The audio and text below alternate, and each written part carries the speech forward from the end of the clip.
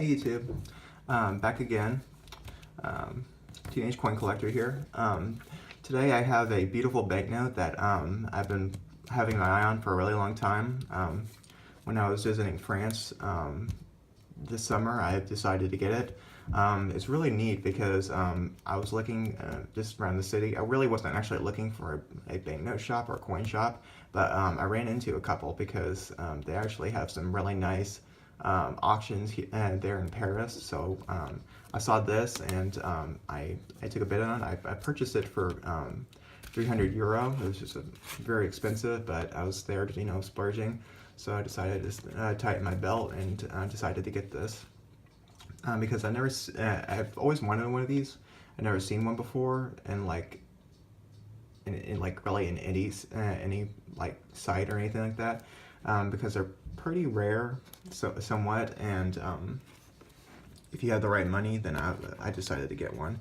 This right here is a 1720 John Law Bank issued banknote, 10 livre. What's interesting to this is that this is my oldest banknote. They started issuing paper money in like wide circulation in like the 19th century, but before then this was pretty much an experiment. Even when I showed my colonial currency, that was like, I'd say almost 70 years, and that was 70 years ago before this, so, I mean after this, so this one, by the time, they declared independence, the United States had declared independence, this banknote had already been 70 years old, so this is the oldest banknote I have, and this was the first time any government in Europe had actually ever experimented with paper money, because before then we had all these unofficial banknotes, which are really hard to find. They go for several thousands of dollars or tens of thousands, but this was the first time that any country in Europe had experimented with really paper money and a wide scale like this. It's all started with an economist named John Law. He went and gambled around Europe, and he was an economist, and he actually got to go to high stakes games for gambling, and he met the regent of France at the time, because Louis XV was, I believe like 3 or 5 years old at the time, and because Louis XIV had died, and so his grandson took over, and the little boy king had a regent who was Philippe II, Duke of Orleans, and he was in a huge amount of debt at that time. So when he talked to John Law had an idea that they would form a central bank that would take over all the debt that the government had acquired because of the wars of Louis XIV, and they would issue paper money, and in exchange people would buy stock at the new bank, and that would make a lot of the debt disappear. It's hard to explain, but there's like a video on YouTube from, I believe, Extra History that explains this. It's all about John Law and the whole experiment with paper money. In the end, they issued paper money, and it worked for a couple of years.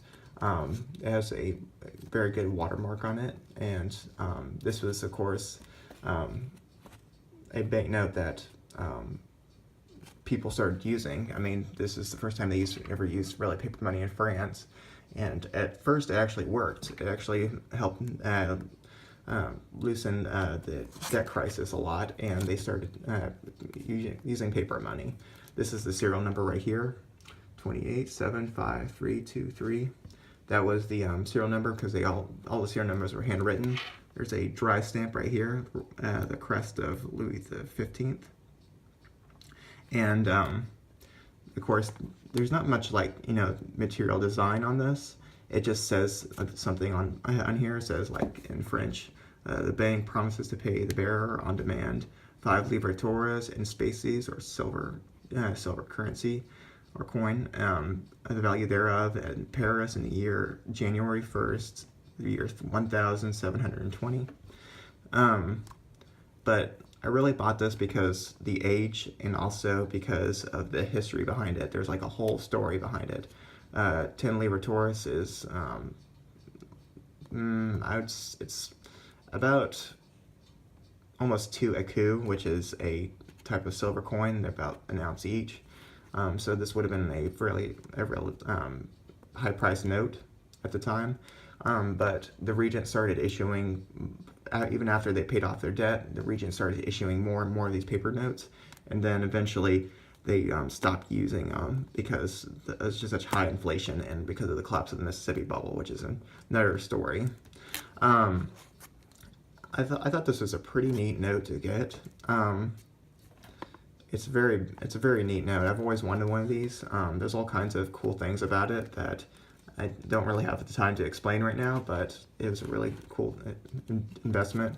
And the interesting about this is that they actually use this for an envelope. I could when I went to the person, they actually told me that this was actually used as an envelope before, because you could tell because they clipped one side and there's glue on each other side, because they used a whole bunch, because paper was really expensive back then, and since the note was no longer worth its face value, because the regent had decided that it's declared worthless, so people just used this paper instead and started, so they glued like a couple sides, and then they would like put them all together and it would create an envelope. And then they would fold it, and then they would become an envelope, and it was much cheaper to do that. It's a really cool note. I think it's in pretty good condition for the age of it, but it's a really neat note, and I'm glad I was able to share it. All right, thank you, and like, comment, and subscribe. And see you next time.